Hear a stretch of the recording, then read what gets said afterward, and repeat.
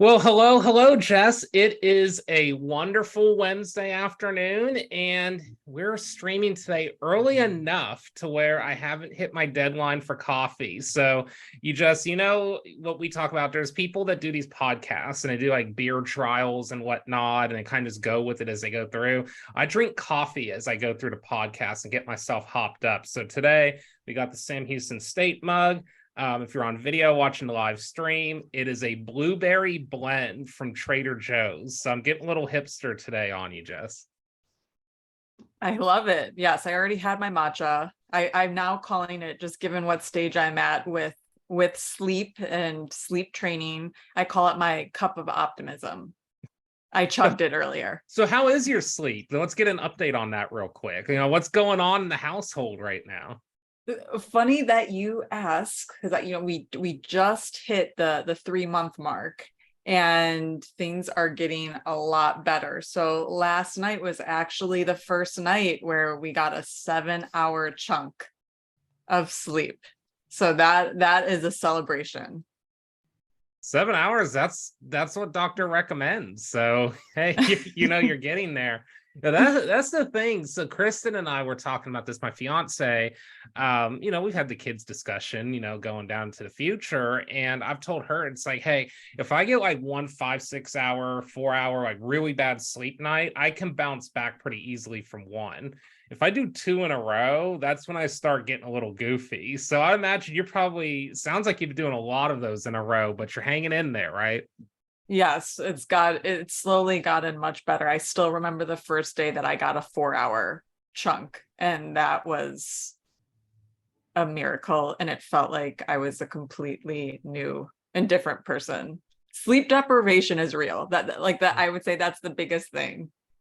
Well, that's another day for another episode, is maybe marketing on sleep deprivation and telling there's some story. I have some stories there. Maybe we'll talk about that at the end of this show. I have some true tales of what a 12, like 15-hour day and then bouncing back the next day and doing marketing looks like. And it's probably not ideal, but it's kind of a fun thing to talk through.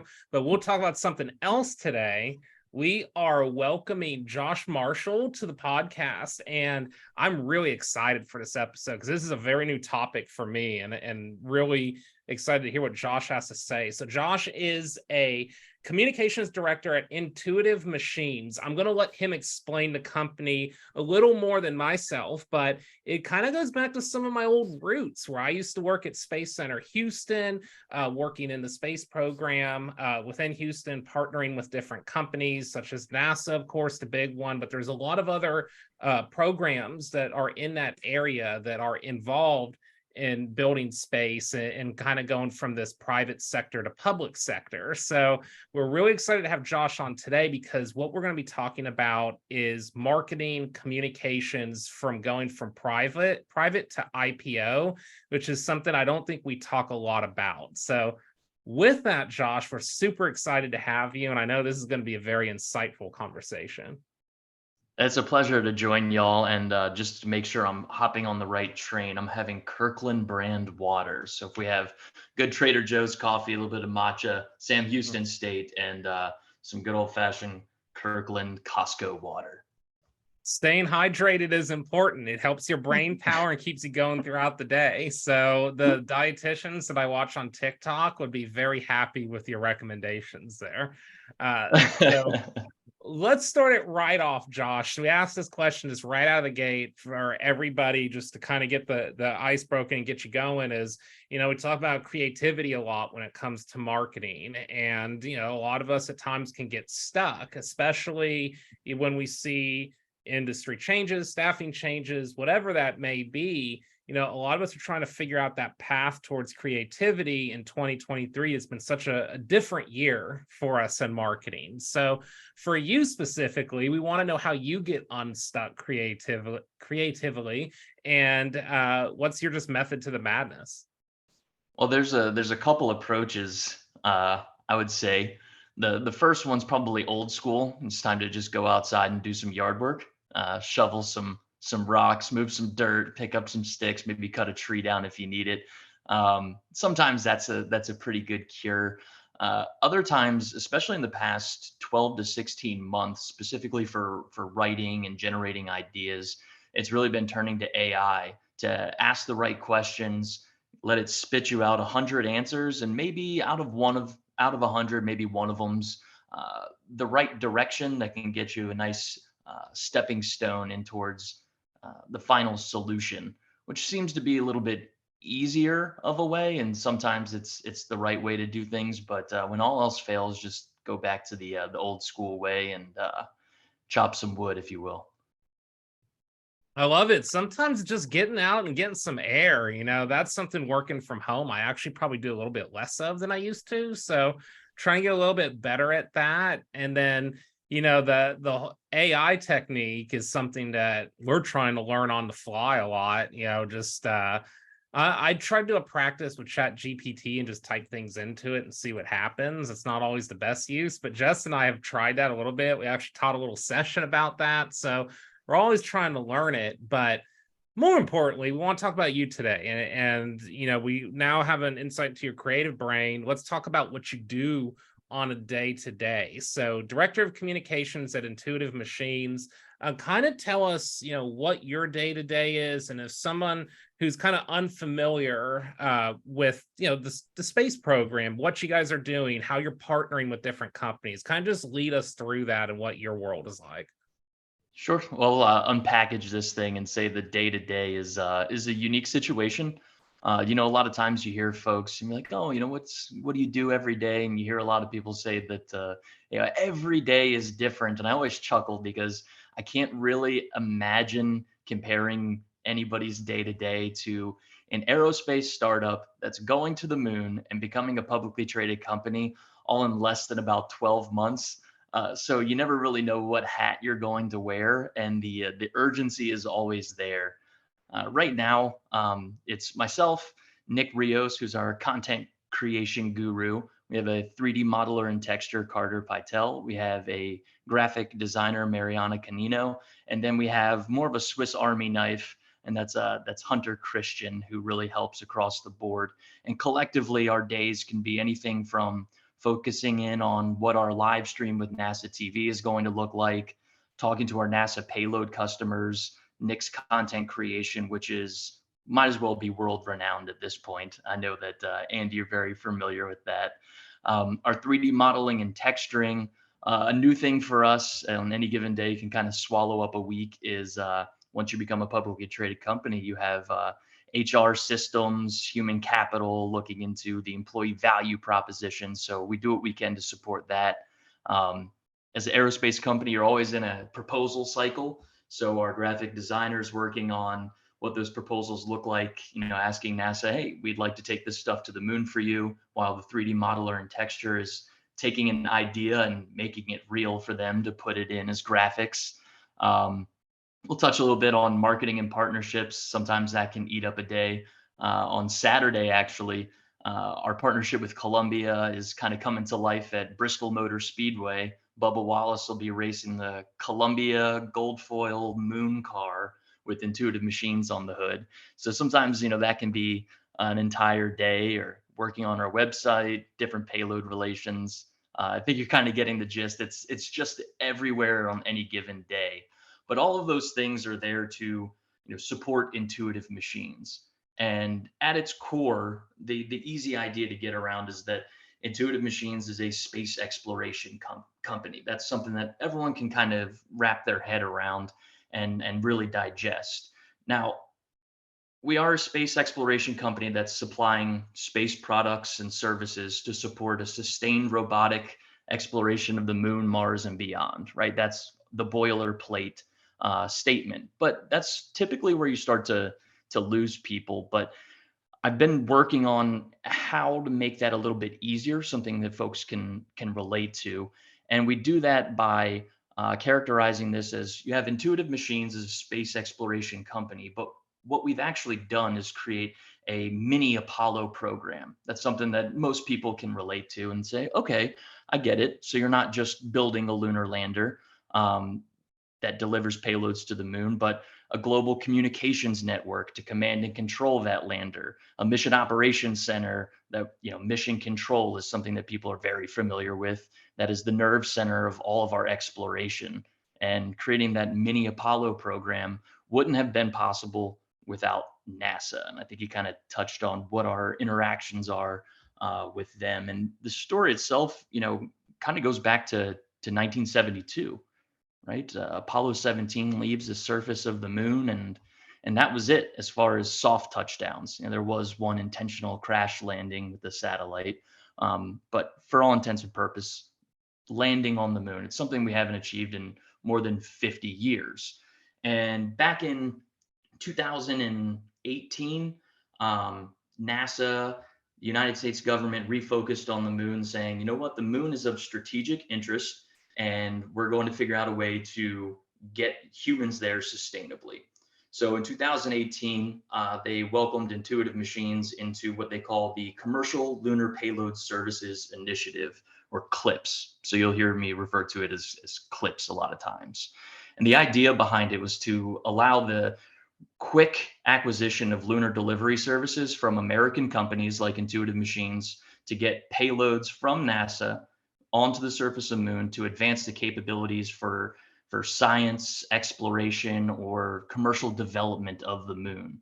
And the way the agency refers to it is that CLIPS is a key part of NASA's Artemis lunar exploration efforts. So you have Apollo sitting up high. We're making a miniature Apollo program, all inside of a commercial company. People are a little bit more familiar with Artemis. And then you have CLIPS out here floating in the distance. But that's generally how all of those blend together. And the other slice of that pie is commercial partners. So you have NASA saying, we need you to get these payloads to the moon. And that really foundationally is where Intuitive Machines was founded, with that goal. But as a commercial company, you get to do more commercial things. It's pretty obvious in the name, the commercial company. And that means that, when CLIPS started, there weren't a lot of people working on lunar exploration because we haven't been exploring the moon for 50 plus years.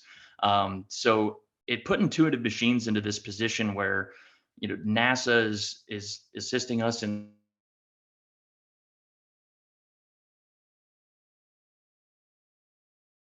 people, and other commercial companies are saying, hey, I really want you to take this to the moon for us. We're developing kind of come to life in the traditional sense of, science payloads, investigations, and whatnot. But that side of things is really, the engineering bits. As far as our marketing side of things, that's really been interesting and fun to work on. One of the things that we focused in on, I want to say about 2.5 years ago, was exploring the idea of things that already exist that can push innovations on Earth. And that's how we met Columbia Sportswear Company. The inside of their jackets that you can get on Earth, it's called OmniHeat Infinity. We took that, and it was inspired by the MLI, the gold wrappings on Apollo. That's why they built it in the first place and made it gold. And they said, it would be really cool if we could take this to the moon. So I said, okay, we'll give it a shot. And we tested it on Earth, put it through thermal vacuum chamber testing, and said, you know what? There are some properties in jackets that people are wearing all over the place, not so much in Houston. I think it's been 100 for about a century now. But we're going to put this thing on the moon, and we're going to get readings, and we'll see how it protects the lander and performs. And those ideas of commercial partnerships to push innovation on Earth are probably the most exciting things to work on as a marketer at Intuitive Machines, if you will. How's that? Excellent. I'm still trying to process everything. So yeah, very limited knowledge when it comes to space exploration, but it sounds pretty remarkable. And I'm really curious about the innovation piece. So this is just a random question. Do you think that you need to be like an extreme risk taker, or be very adverse to risk taking in order to push these types of innovations forward? Oh, that's such a good question. Our CEO would be so proud of that question. A lot of times they refer to it as a pressure cooker of innovation, right? You see these huge programs. Doesn't really matter what country it is, but you always see them delaying and it's cost plus and more money gets into it. Well, in this situation, through CLIPS, through NASA's CLIPS, these are firm fixed price contracts. That means that this is how much you bid, you were awarded, that's the amount you get, figure it out. And that is where you start working in how much do you lean forward?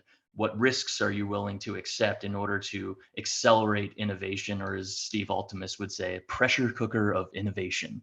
And it really does force you to solve problems that you really wouldn't have seen in any other situation. One of my favorite examples, Steve likes to say, how do you go to the moon for less than $100 million, right?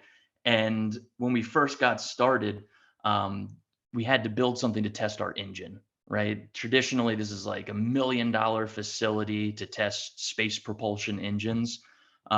We went to an auction and bought a flatbed truck for a few $1,000s, and we turned it into a mobile test stand, and we would drive it out onto an abandoned airfield at Ellington Airport, and we would fire our engine, uh, not in a multi-million-dollar facility. But that's the pressure cooker of innovation, answering really hard questions like how to go to the moon for less than $100 million. You just have to figure it out, and from that, you get innovation.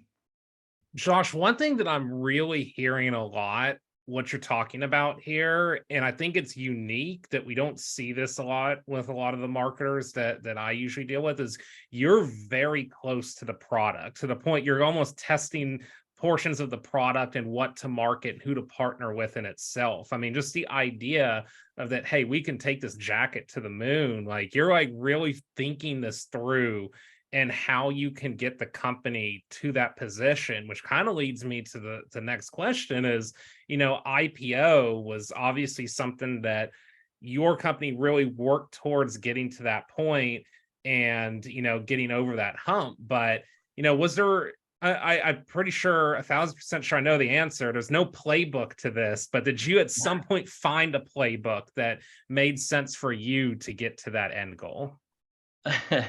Andy, if there's a playbook for this, you're also going to have to find me a time machine to redo the whole thing, because that would have been absolutely lovely to have a playbook for something like that. It wasn't until, after the IPO back in February that, you kind of think, like, how many people could even serve as like a SME that you could call as an expert to say, hey, I worked at a space company, going to the moon, going public, kind of all at the same time. What are some key things that would really help me along the way? The answer is I couldn't find one that was really willing to help me out. So we just kind of we strapped on our boots every day and figured it out. Sometimes in 12 to 16-hour clips, but we made it through. Tell us about that. Just tell us about some of the nuances that you started to encounter. So, um, obviously, you're finding partners, you're trying to market with them, you're trying to show that you can raise money with this, and it's almost like and just correct me if I'm wrong on this, Josh. It's your marketing play is that almost like a business to business in a sense that Intuitive Machines is someone that is going to make this happen, that we are striving towards this IPO, that we are going to the moon, that, hey, this is who you want to partner with long term. I mean, just hearing this, those are some huge financial stakes right there that you're leading a communications charge on. So you have an extremely valuable role to really bridging. Like, we live in this B2B world a lot where there's like a marketing, there's a sales, there's a product, but it sounds like you're touching on all of it to see this through to the finish line. I think that foundationally, it really starts with amazing business development. We have a little running joke for our vice president of business development. I mean, when he really hits his stride, we just, okay, Rain Man's got it under control. And so if Pete McGrath, our VP of business development, is working on these things, our role isn't necessarily to lead the charge, it's to support, right? So when you think about traditional marketing, you're trying to get earned eyeballs everywhere you go. In our function at Intuitive Machines, it's more so how do we support business development? How do we support ongoing missions? So in the beginning, we touched on 3D modeling and texturing. We talked about Mariana working on graphics and Hunter being the Swiss Army knife to make these things come to life. Rather than going out and, let's say, getting followers on LinkedIn, what we're trying to do is get contracts, right? Because this is a startup nature, right? You have to have revenue. You're going after revenue the whole time, finishing your technologies, proving your systems. And that's more so our function, is to help those folks have the assets they need, whether it's making sure our materials look sharp, whether that is our imagery of everything that's ever happened on this first mission, terabytes of content. All of those things are great to see on Twitter and Facebook, or X, excuse me, and Facebook and Instagram. All those things are really great to see on there, and they do have multi-functions, but at its core, it was created to support business development. And then it spun off into more of the traditional marketing routes, right? Even Columbia, that's a business development, incubating commercial business. But now it's in a NASCAR race on Saturday with Intuitive Machines and Columbia on the hood, right? It's kind of flipped around backwards versus traditional going out, getting eyeballs, selling those eyeballs, making money off of that. We created it to make business that makes money, and then we spun it off into the social elements. And Jess, I think this really resonates with some of the customers that we handle in our consultations. So sometimes what we will encounter, and just definitely tell me if this aligns with you, is I will have a company that says, hey, we're in this perspective where we're doing business development and we're trying to get going. We're trying to figure out what our budgets are. We don't know what all of tomorrow and what a year and a half from now brings. Like, we're not able to sign this big contract right now, but what we need to do is start raising money. And how can we align to create that one-to-one marketing to business development partners for them to start believing in us? And sometimes, like, I'll come into a consultation, I want to do big brand and talk about brand to demand and bells and whistles, but then I hear this and I know that I have to pivot. And there is a way to do this through a marketing lens, is what you're saying, Josh. There might not be as much of a book on it as a traditional marketing play, but there is a route to take. And I think that's extremely important when we do consult, that we understand where the business is and achieve those goals first, and then start to piggyback off of it. Definitely. Josh, I'm really curious, just given your experience and being able to now reflect, for those marketers out there, for those organizations out there that are going to be going through an IPO, is there a place that they can start? Like, what would you recommend? So usually, if you're going through an IPO, you actually started the year prior. You started the year prior, maybe in a Series A, Series B, Series C funding round before, let's say, your Intuitive Machines and you're the target of a SPAC acquisition. So if you're on the marketing team, or you're on the graphic designer in the marketing team, communications, whatever, you started a year prior working on all the presentation materials, everything from company overviews to the financials to the 30-year roadmap. So you had already started way back when, and it kind of gave you a foundation. It gave us a foundation to go into the IPO and really understand and know the business just enough to be dangerous. None of us are the executives pulling the strings there, but it gives you a good foundation in that year leading up to something like that. And when you get into it, the place to start is really the place to start that really worked for me was looking at other companies that have done it before. Looking at, let's say, a swath of 10 companies and say, you know what, I really like the one or two things out of this company. Let's put that in our toolbox. I like what they did on this one. Let's put that in our toolbox. And that's everything from who they go with for their wire service, who is hosting their investor relations website, what their presentation material looks like, making sure it's uniform from what it looked like in the investor presentation all the way through, your first quarterly earnings report. That's really the place to look first, is see what other people did well and how to add and make it better. And then look at things that maybe some folks needed to improve on and keep that in the back of your mind as you're making really fast, agile decisions all the time. Feels like every day, leading up to, and especially getting through that first quarterly earnings. Once you get to that point, I like to think it gets a little easier, and knock on wood, hopefully it does. Let's talk about that creative aspect, Josh. So, in that area of Houston, I formerly lived in the Clear Lake area. For Houston listeners, you know where that's at. If you're not from Houston, there's NASA Johnson Space Center, there's Space Center Houston, where I worked, and there's a number of companies within that area, just also in Houston in general, that are kind of either in that public, I was nonprofit, or in your instance, commercial space. How do you creatively go about this and kind of live in that space, but also own your own identity as Intuitive Machines and kind of what you do, maybe a little bit different than the other space partners that are out there? Ooh, lots to unpack there. I think at the baseline level of it is you really don't say no to anything. There's no wrong answer until you figure out that it's wrong because no one had done it before. Um, Commercially, that's probably right where you need to be, is figuring out what works. Everything is trial and error. There's some things that don't work. A perfect example, about 4 years ago, um, our big thing, and what I didn't know about space flight is about the delays. And we were talking about to the moon 2021, let's go, like hashtag to the moon, we're going, you name it, stick the landing. We're all about these things. Well, it's 2023, and we just secured our launch date here in a couple months. So you can imagine, like, that's definitely a huge lesson learned for sure. Like, people will interact, people will get excited, but what does that do for, let's say, the investor side? It's probably not as healthy in the public image, because soon after, eventually the story becomes delay after.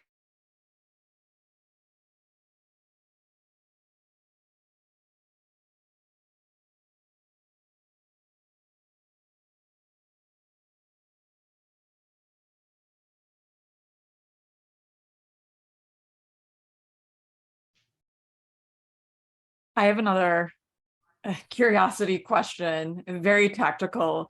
Has your team ever used the 3D printer to like prototype the content or the communications, or like how an investor presentation would go?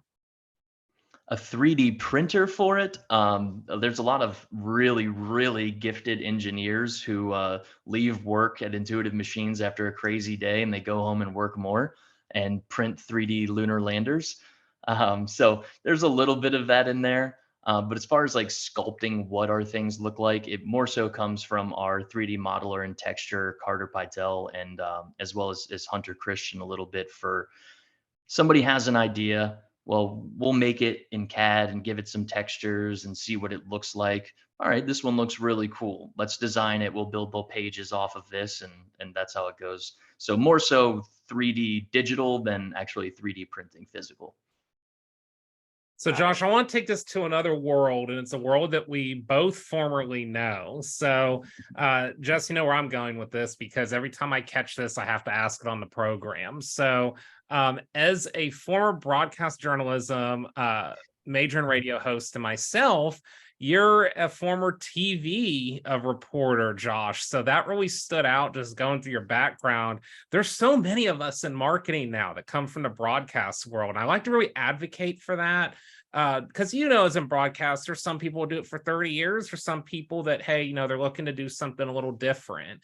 And I always like to just open that door for our counterparts to say, hey, if you want to do something different, you can do something different. It'll work for it. It takes some building blocks. It takes a little bit of some oomph to make that transition. But I always feel like former journalists are very strong in marketing because we come with a little bit of a unique background. So I kind of just wanted you to elaborate on that and hear what your thoughts are as you transition into this marketing world. Maybe it just works because we're all just a little kooky from our time working in broadcasting. Well, so I wasn't an esteemed radio host with a very in vogue goatee. However, I did internship for a little while, but once I got out of college, I bounced around news stations because that's what I wanted to do. I grew up in the golden era of ESPN, watching Stuart Scott, Rich Eisen, and that's what I thought I wanted to do. Coming out of college, you suddenly realize that news stations only have one or two sports reporters, but they have 20 news reporters. And so you kind of get roped into something that you didn't originally envision yourself doing, but you run with it anyway because you invested 4 years in college. So, hey, you're going to go after it. You're going to get paid not well, and you're going to bounce around a lot. My first 2 years were in Flint, Michigan. I did another 2 years in Kansas City, and then did 3 years at KHOU Channel 11 in Houston. And making the transition was certainly unexpected. I was uh, I was covering the space beat here and there when I could. When there wasn't a massive car accident or a shooting or a flood, then you get to kind of do the things that you care about. And space is definitely what most folks care about in Space City. And I was covering the beat a little bit. Intuitive Machines won the original award to land CLIPS payloads on the moon May 31st, 2019. So I had covered that initial contract win as a reporter, met Steve Altimus, got to meet a few of the folks working at the company. And then afterwards, the story ran. And then I went off to annual training for the National Guard for 2 weeks. What I didn't know is that during those 2 weeks, Steve Altimus was emailing me, trying to get a hold of me. So when I came back from those 2 weeks away, it was the groundbreaking of the Houston spaceport, which we're about to move into our new building at the Houston spaceport here in like 2 weeks, which is exciting to see it all come together. But I go to the groundbreaking, and Steve, can I get a quick soundbite? And sure, we ask a couple questions, talk about the groundbreaking, what it means for Intuitive Machines, what it means for it.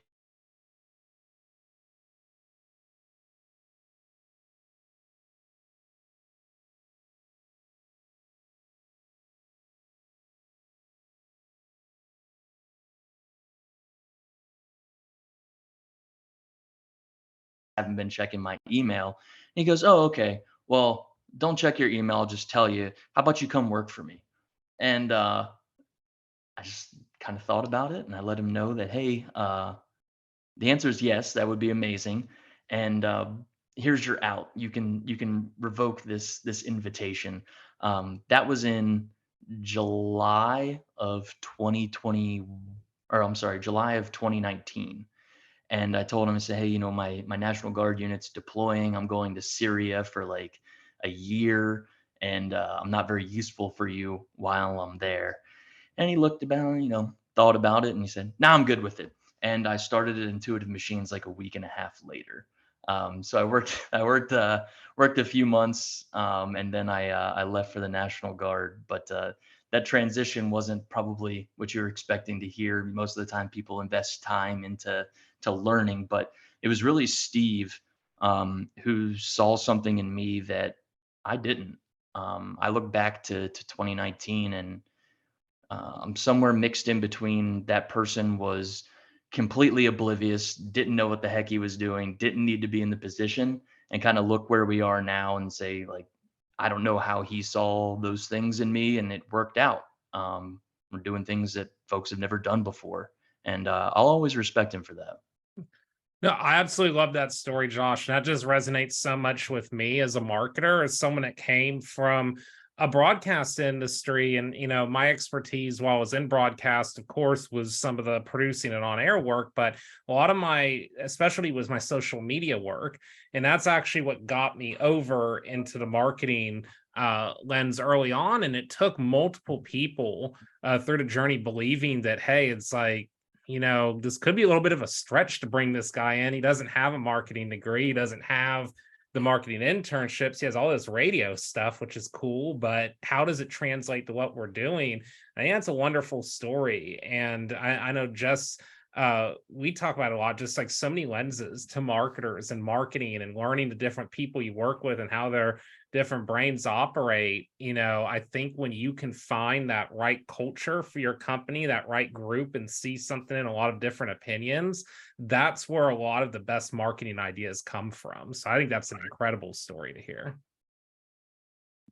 Probably the takeaway there, Andy, is that in the broadcasting world, particularly let's say in news, is that the most valuable thing you learn is urgency. Everything's always changing. You never know if you're going to be on the west side of town, working on a story you like and care about because it's a little bit fluffy, and you're about to go live, and they're rerouting you, and the helicopter's on its way to a house fire somewhere, and somehow you always manage to still deliver, still get a product on air, and at the end of the day you just kind of finally take a deep breath.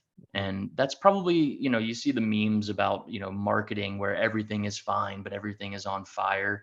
If that meme holds true, then broadcasting is the perfect test bed for creating future communications and marketing professionals. Couldn't agree more. And I know we're closing in on time here, Josh. I need to get one more question in, a very important one. I'm gonna stretch your brain a little bit here on intuitive machines. So we're talking 3, 5, 10-year plans. You talked about, you know, going to the moon and the delays and where that's at now. I remember messaging that out at Space Center Houston when I worked there in social media, that we were, planning to get there, and hopefully this timeline. With this ever-changing landscape, is there kind of a framework you're looking for in intuitive machines where this can go over the next several years? Or do you think it's very much, hey, go with the punches, go with the flow, and keep building off that?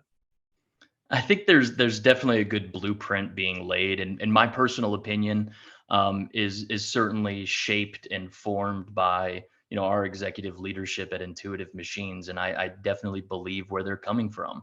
Right now you're looking at India, Russia, iSpace, now Intuitive Machines, all taking these shots at the moon. Right now we're standing on the edge of what will become possible over the next 3, 5, 10 years.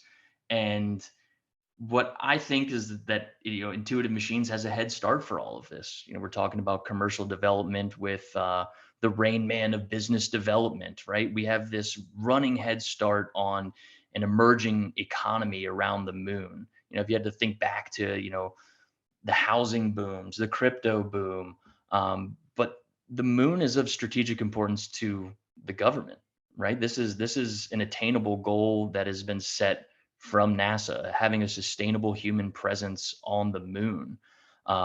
When you say that, it's what do you really need for those things? You need communications to it. You need spacecrafts. You need engines.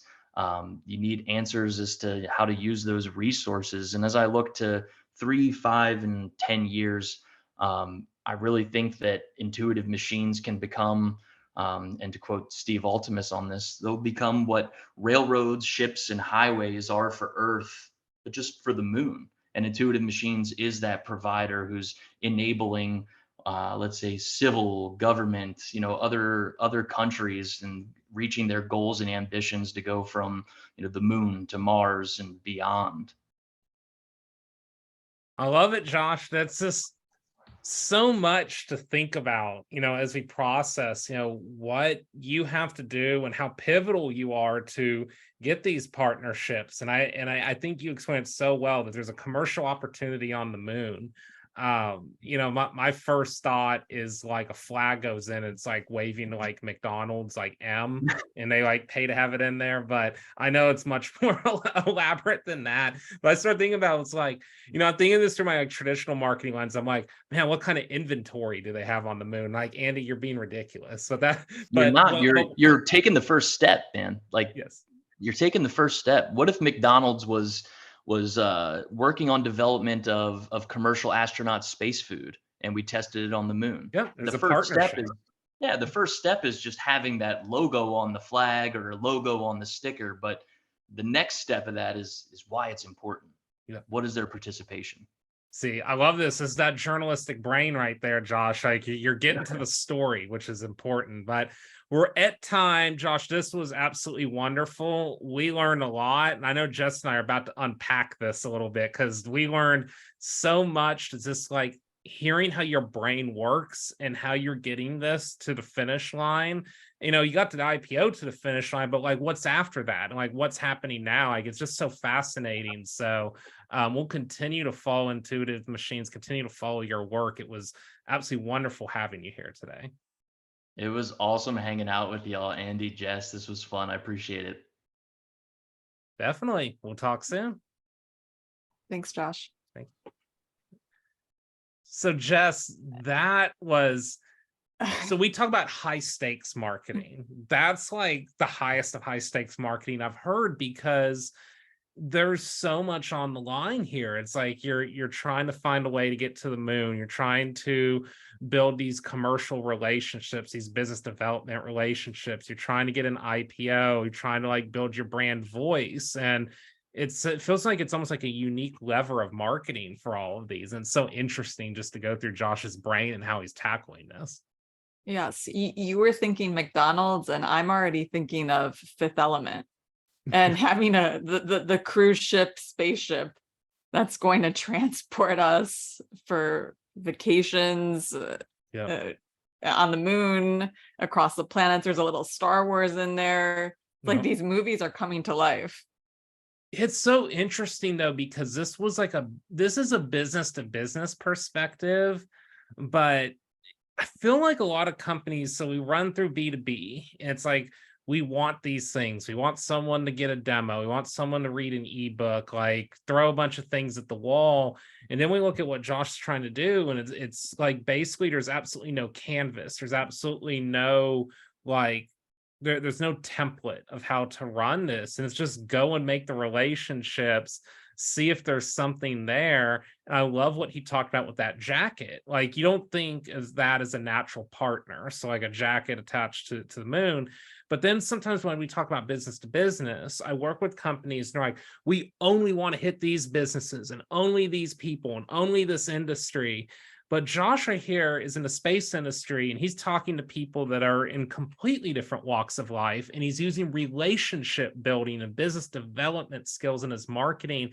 It's so fascinating to hear and not something that's heavily taught. So it just really got my brain working because when we talk about some of these big companies we work with, they could be partnering with anybody. It doesn't have to be someone super, super specific. They just have to find a way to make it make sense.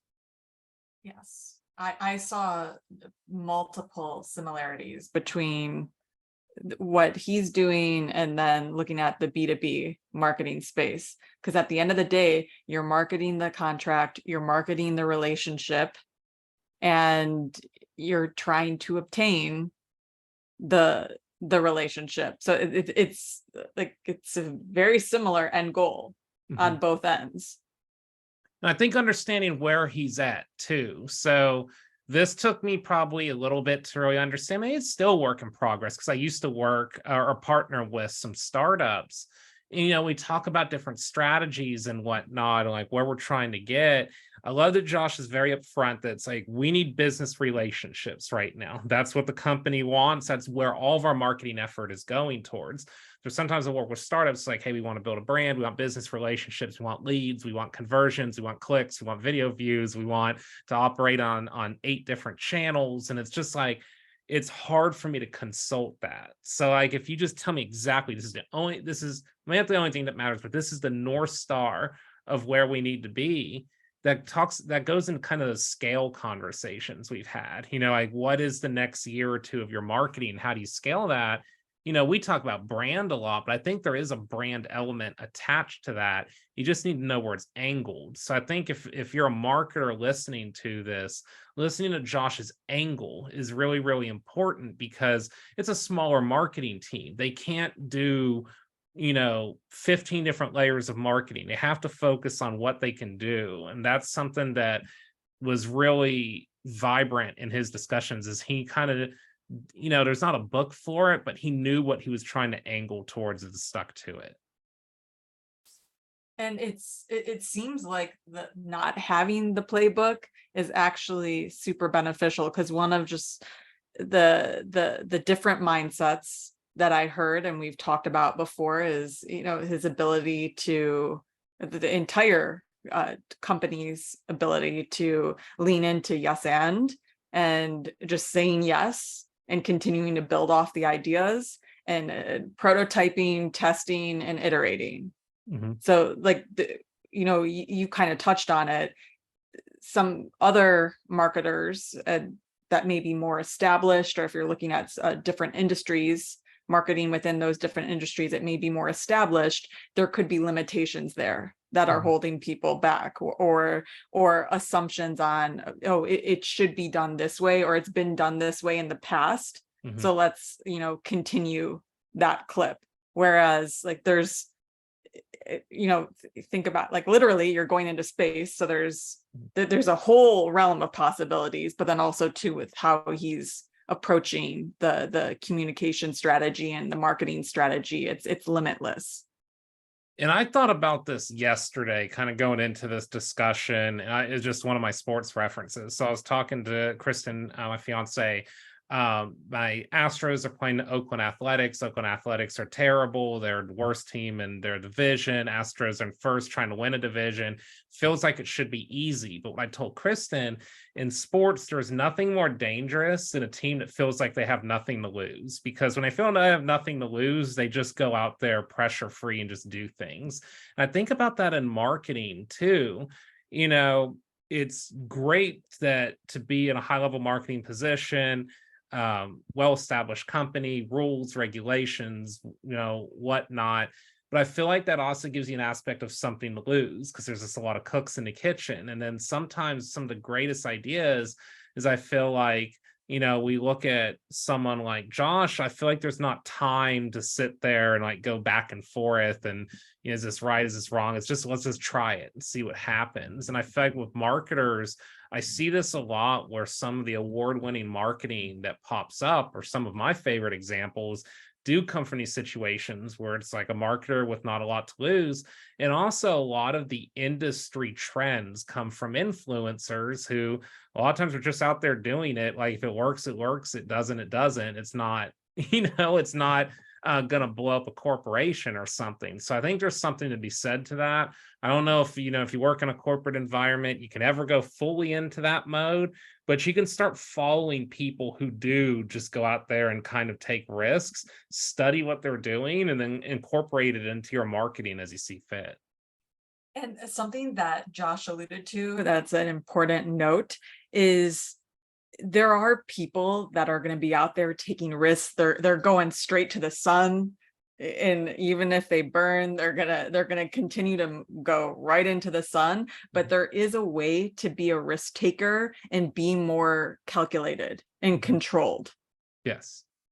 And I've talked about that a little bit before. If I were hypothetical director of marketing, Andy, and I manage a 15-person marketing team, and it's like, we'll just say this imaginary world. One thing I'd implement that I haven't seen before, and maybe I'd get in trouble with the CFO, maybe I wouldn't, is I would take my marketing budget. So I would say, let's say 3 to 5% of the year, I want to give this to my marketing team, and this is your trial budget. Like, if you're running ads, this is your budget to try it. If you're need creative elements, it's your budget to try it. Like, whatever it is, like whatever you're trying to do, this is your budget to try it. And then let's try this number of ideas, come back in a quarter, figure out if any of them have been successful. And if they have been, we now move this into the 95% budget pile, and it's one of our regular functions, and just never stop doing that. I don't see, maybe there's somebody doing it out there, and I'm completely off base. I don't see anybody using this mentality. And I think that that's something that we lose in larger corporations of marketing. I think they're actually losing money by not doing this, because they're not trying things and they get stuck. But if you just tried certain things, especially in a paid world, if you have a savvy group that kind of understands what those triggers are, like when something's about to take off, you just let them do it. They're going to figure out what that is, and then they're going to just maximize potential off of it. You're already moving in the right direction. I mean, if you're going to get the attention of the CFO and get marketing a seat at the CFO's table, then you're going to be in a good place, because I think that collaboration is key, not only for the marketing organization and the growth of the company, but for like the innovation piece, as we're talking about, to continue to push forward.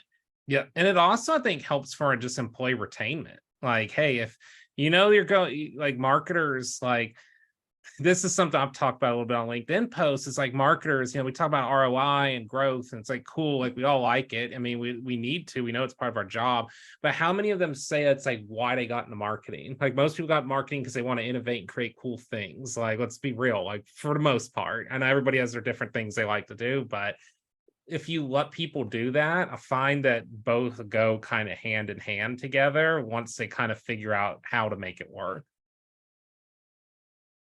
But with that, I know we're close to time. Jesse posted a poll. We're going to have our Making of a Marketer's book club coming up soon. So do you want to tell us a little bit about the book that you and I are going to be reading and getting back to you all in a few weeks? Yes. So we are going to be reading Sitting Pretty by Rebecca. I just want to make sure I'm getting the last name perfectly pronounced. Rebecca Tausig. And apologies if I have mispronounced the name. And I'm really excited about this because not only is it going to give us a different perspective, but I really think there's a lot that marketers can take away from learning about a different perspective, and how to market to everyone, essentially. We can never stop learning how to market through different perspectives, marketing to everyone, marketing different layers. Like, there's just pieces we can take from all of these. So we'll have that in a few weeks. I'm still efforting seasonal Halloween guests. So that's my goal, is I really want to talk about Halloween marketing. So that's still trying to get that on the docket. We have a month and a half to execute this, so there's still time. But otherwise, Jess, another great episode, and we'll keep this momentum rolling into the next week. Sounds great. We'll talk soon. Bye. Bye.